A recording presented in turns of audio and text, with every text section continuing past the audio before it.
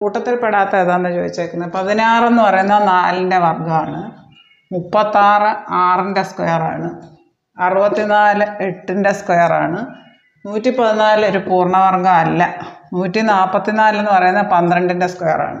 ഇത് 12ൻ്റെ സ്ക്വയർ, ഇത് 8ൻ്റെ സ്ക്വയർ, ഇത് 6ൻ്റെ സ്ക്വയർ, ഇത് 4ൻ്റെ സ്ക്വയർ. അപ്പോൾ ഇതാണ് ശരി ഉത്തരം. ഇത് മാത്രം ഒരു പൂർണ്ണവർഗ്ഗം അല്ല 114. ഇനി നമുക്ക് പി ക്യു ആർ എസ് എന്നീ 4 ആളുകൾ നിരന്ന് നിൽക്കുന്നു.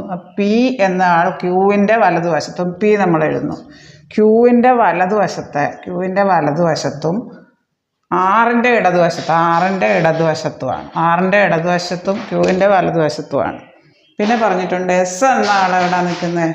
പിയുടെ ഇടതുവശത്തും ക്യൂവിൻ്റെ വലതുവശത്തും. അപ്പോൾ ഇത് നടുക്ക് വരും. ക്യൂവിൻ്റെ വലത് ഇവിടെ ഇടത്. അപ്പോൾ ഏറ്റവും ഇടതുഭാഗത്ത് വന്നേക്കുന്ന ക്യൂ ആണ്. ഓപ്ഷൻ ബി ആണ് ഉത്തരം, ക്യൂ. അതിനാണ് ചോദിച്ചേക്കുന്നത്. ഒരിക്കൽ കൂടെ പറയാം. പി എന്ന് പറയുന്നത് ക്യൂവിൻ്റെ വലതുവശത്തും ആറിൻ്റെ ഇടതുവശത്തും വരുന്നുണ്ട് പി. ഇനി എസ് എന്ന് പറയുന്നത് പിയുടെ ഇടതുവശത്തും ക്യൂവിൻ്റെ വലതുവശത്തും. അപ്പോൾ ഇതിൻ്റെ നടുക്ക് വരും.